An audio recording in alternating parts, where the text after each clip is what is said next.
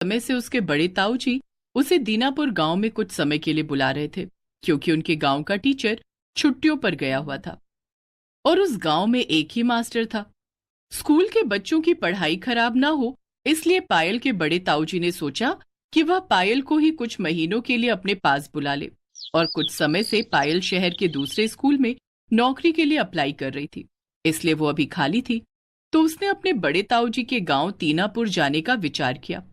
एक ट्रेन थी जो उस गांव से होकर गुजरती थी। पायल के बड़े ताऊ जी ने उसे समझा दिया था कि वो ट्रेन कुछ समय के लिए स्टेशन पर रुकेगी, तो वो स्टेशन पर उतर जाए। और ऐसा ही हुआ। एक स्टेशन पर ट्रेन कुछ समय के लिए रुकी, तो पायल ने गांव का नाम एक बोर्ड पर पढ़ा, तो ट्रेन से उतर गई और ट्रेन अपनी रफ्तार से आगे बढ़ गई। अरे, मुझे तो दीनापुर गांव जाना था, ये तो दीनपुर गांव है। ये मैं किसी गलत गांव में उतर गई क्या? थोड़ा आगे जाकर देखती हूँ, हो सकता है बोर्ड पर गलत नाम लिखा हो। पायल थोड़ा गांव के अंदर की तरफ चलकर जाती है, पर वह गांव का नजारा देखकर हैरान रह जाती है। गांव उल्टा था, वहां के घर उल्टे बने हुए थे, लोग उल्टा चल रहे थे। पायल कुछ पल के लिए तो घबरा गई। तभी सामने से एक औरत आती दिखाई दी। वो सामने से कोई आ रहा है।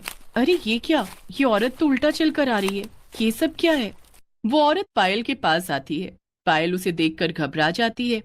डरो नहीं, हम भूत नहीं हैं, हम तुम्हारी तरह साधारण इंसान हैं। बस हम उल्टा चलते हैं क्योंकि ये उल्टा गांव है। उल्टा गांव? पर मुझे तो दीनापुर गांव जाना था। ये दीनपुर गांव है, दीनापुर नहीं। पर आप कौन हो?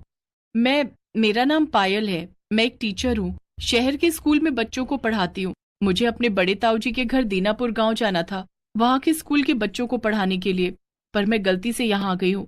अच्छा, वापसी की कोई ट्रेन मिलेगी? क्योंकि मुझे दीनापुर गांव पहुंचना है। मेरे मोबाइल की बैटरी भी खत्म हो गई है, मैं तो किसी को फोन भी नहीं कर सकती।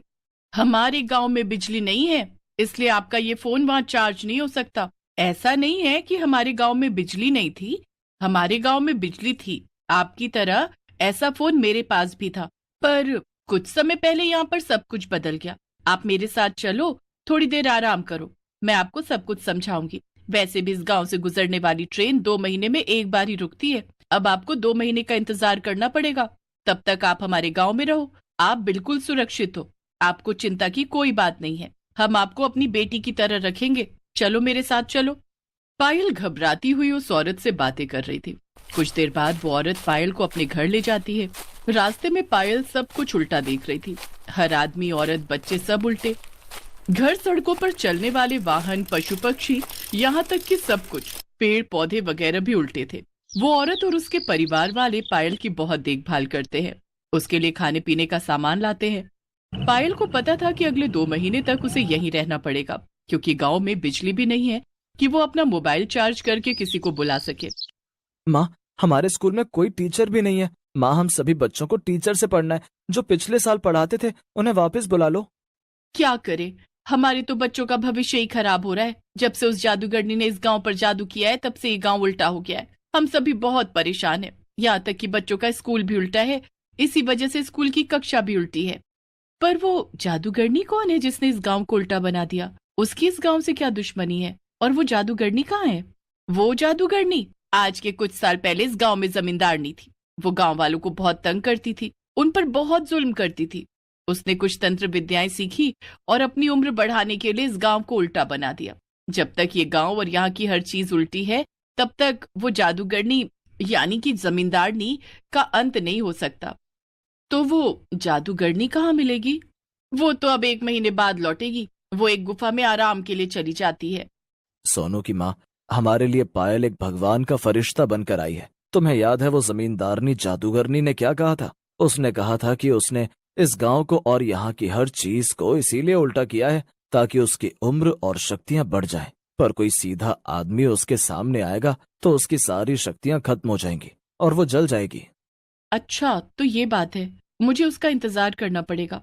उससे तो हम बाद में निपट लेंगे, पर अभी मैं क्या करूं? इतने समय तक मैं यहाँ क्या करूंगी? यहाँ आप सब तो उल्टे हो, बस एक अकेली मैं ही सीधी हूँ। पायल, तुम एक काम क्यों नहीं करती? जब तक यहाँ हो हमारे स्कूल के बच्चों को ही पढ़ा दो, क्योंकि तुम बता रही थी ना कि तुम एक टीचर हो। फिर जब वो जादूगरनी तुम्हारे सामने आएगी, तो हम जानते हैं कि तुम उसे सजा देकर हमें इस परेशानी से दूर करोगी। ठीक है, मैं आपकी मदद जरूर करूंगी। आप मुझे स्कूल दिखा दो, मैं बच्चों को पढ़ाना शुरू कर देती हूँ। पायल कुछ गांव वालों के साथ स्कूल देखने जाती है। वो हैरान थी, उल्टा स्कूल, उल्टा क्लासरूम और बच्चे भी उल्टे। बच्चे बहुत खुश थे क्योंकि उन्हें एक नई टीचर मिली थी। पायल ने बच्चों से खूब घुल मिलकर बात की। उसे बच्चों पर बहुत तरस आ रहा था, पर उसने सोच लिया था कि 1 महीने बाद जब जादूगरनी उसके सामने आएगी तो वो उसका अंत जरूर करेगी। पायल बच्चों को पढ़ाने लगी। बच्चे भी खूब मन लगाकर पढ़ते थे। धीरे धीरे बच्चों ने पायल से बहुत कुछ सीख लिया। पायल ने बच्चों को हिंदी के साथ साथ अंग्रेजी भाषा का भी ज्ञान दिया। गांव वाले भी पायल की बहुत तारीफ करते थे। कुछ ही समय में पायल उस गांव की चहेती बेटी बन गई। एक दिन पायल जब स्कूल पहुंची तो उसने देखा कि क्लासरूम बिल्कुल खाली था। आज गांव का एक भी बच्चा स्कूल नहीं आया था। भैया क्या हुआ, आज बच्चे स्कूल नहीं आए, क्लासरूम बिल्कुल खाली है। दीदी, आज कोई स्कूल नहीं आएगा क्योंकि आज जादूगरनी आ रही है। सब लोग अपने घर में छिपे हुए हैं ताकि वो किसी को भी तंग ना करे और चुपचाप आकर चली जाए। कोई बात नहीं, आप चिंता मत करो। आज आप सबको जादूगरनी से छुटकारा दिलवा कर ही रहूंगी। जैसे ही जादूगरनी जमींदारनी गांव में प्रवेश करती है तो वो सबको चिल्ला चिल्ला कर अपना डर दिखाने लगती है। सब कुछ हवा में उल्टा पुल्टा होने लगता है। गांव के सब लोग घबरा जाते हैं। कैसा लग रहा है तुम सब गांव वालों को? मैंने इस पूरे गांव को उल्टा बना दिया है। अब तुम सब हमेशा के लिए ऐसे ही उल्टे रहना और मेरी शक्तियां बढ़ाते रहना। गांव वाले घबराए हुए थे कि तभी पायल उस जादूगरनी जमींदारनी के सामने आकर खड़ी हो जाती है। पायल को सीधा देखकर जादूगरनी घबरा जाती है। उसकी सारी शक्तियां उसी समय समाप्त हो गई और वो जलकर भस्म हो गई। सब गांव वाले बहुत खुश होते हैं। बच्चे भी दौड़कर पायल को पकड़ लेते हैं। टीचर जी, अब हमें उल्टे क्लासरूम में नहीं पढ़ना पड़ेगा। अब हमारा क्लासरूम सीधा हो जाएगा। हाँ, क्योंकि अब हम भी सीधे खड़े हैं, उल्टे नहीं है। टीचर जी, हम खूब मन लगाकर पढ़ाई करेंगे। हाँ बच्चों, अब तुम सब खूब मन लगाकर पढ़ना। अब तुम्हें कोई परेशानी नहीं होगी। आज सब बहुत खुश थे क्योंकि पायल ने बुराई का अंत करके अच्छाई को जीत दिलाई थी। जादूगरनी के मरते ही सब कुछ पहले जैसा हो जाता है, जैसा हमेशा हुआ करता था। गांव में फिर से खुशहाली आ जाती है। अगले कुछ समय तक पायल ने बच्चों को स्कूल में पढ़ाया और एक जान पहचान के टीचर को, जिसे नौकरी की जरूरत थी, उसे स्कूल में बच्चों का टीचर बना दिया, जिससे बच्चे भी बहुत खुश हुए। अब उन्हें बिना टीचर के नहीं रहना पड़ा। सबसे घुल मिलकर पायल अपने बड़े ताऊजी के गांव चली जाती है। वहां भी सब पायल की बहादुरी की बहुत तारीफ करते हैं। सुनीता आज भी जब काम करके घर लौटी, उसके दोनों बच्चे फिर से आइसक्रीम की जिद करने लगे। आप कितने दिनों से बोल रहे हो कि आइसक्रीम लाओगे, पर आप एक भी दिन आइसक्रीम नहीं लाए। माँ, तुमने बोला था कि तुम हमें आइसक्रीम खिलाओगी, पर आज भी तुम आइसक्रीम नहीं लेकर आई। हाँ, वो आज गर्मी बहुत थी, धूप भी बहुत तेज थी, इसलिए मैं जल्दी जल्दी आ गई। मैं भूल गई। अच्छा ठीक है, कल मैं जरूर लाऊंगी। सुनीता की जिंदगी में बहुत दुख थे। 2 साल पहले सुनीता के पति रघु ने उसे तलाक दे दिया और किसी औरत से शादी कर ली। तब से सुनीता अपने बच्चों को अकेले ही पाल रही थी। घरों में जाकर काम करना और जो पैसे मिलते उससे घर का किराया और जरूरी खर्च सब कुछ थोड़े पैसों में करना पड़ता था। और इस महीने तो उसे ज्यादा परेशानी हो गई क्योंकि इस महीने सुनीता की तबीयत बहुत खराब थी। उसे काफी दिनों तक बुखार रहा, जिस वजह से वो काम पर काफी दिन तक छुट्टी पर रही और उसके पैसे भी कट गए। साथ ही उसके 3 घर भी छूट गए। अब सुनीता को एक नया घर मिला था जहां से महीना पूरा होने पर पैसे मिलने थे। इस वजह से सुनीता बहुत परेशान थी। बच्चे रोजाना ही आइसक्रीम के लिए बोल रहे हैं, पर मैं उन्हें कैसे कहूं कि मेरे पास इस महीने बिल्कुल भी पैसे नहीं है। मैं उनके लिए आइसक्रीम कैसे लाऊं? सुनीता, क्या बात है? किराया देने खुद नहीं आया जाता, बार बार मुझे ही आना पड़ता है। हीरालाल जी, इस बार किराया देना बहुत मुश्किल हो रहा है। बस 1 महीने और रुक जाओ। अगले महीने मुझे पैसे मिलेंगे तो मैं सबसे पहले आपका किराया ही दूंगी। इस महीने तबीयत ठीक नहीं थी, इस वजह से मेरे बहुत घर छूट गए। बस थोड़े दिनों की परेशानी है, मैं आपको किराया दे दूंगी। मेरा क्या है, कर्ज चढ़ रहा है, तुझे ही इकट्ठे देने पड़ेंगे पैसे। मैं तो तेरे बच्चों पर तरस खाकर तुझे रहने के लिए जगह दे रहा हूँ। कोई और होता तो कब का घर से निकाल चुका होता। मुझे बहुत किराएदार मिल रहे हैं जो अच्छे पैसे देंगे। बस 1 महीना और रुकूंगा। अगर नहीं दिया किराया तो मैं अगले महीने आकर सामान बाहर फेंक दूंगा। मकान मालिक गुस्से में बोलता हुआ चला गया। सुनीता को सब तरफ की चिंता थी। वो अपने बच्चों का भी मन नहीं मार सकती थी, पर अभी वो मजबूर थी। उसे 1 महीने का इंतजार करना था। सुनीता काम पर पहुंची तो उसकी मालकिन उससे बोली, सुनीता, आज राशि का बर्थडे है, ये थोड़ी सी चॉकलेट है, अपने बच्चों के लिए लेती जाना, उसने स्कूल में बांटी थी। ठीक है मालकिन, मैं लेती जाऊंगी। सुनीता काम करके घर जाने लगती है। मालकिन, थोड़ी बर्फ मिलेगी, बच्चे ठंडा पानी मांग रहे थे।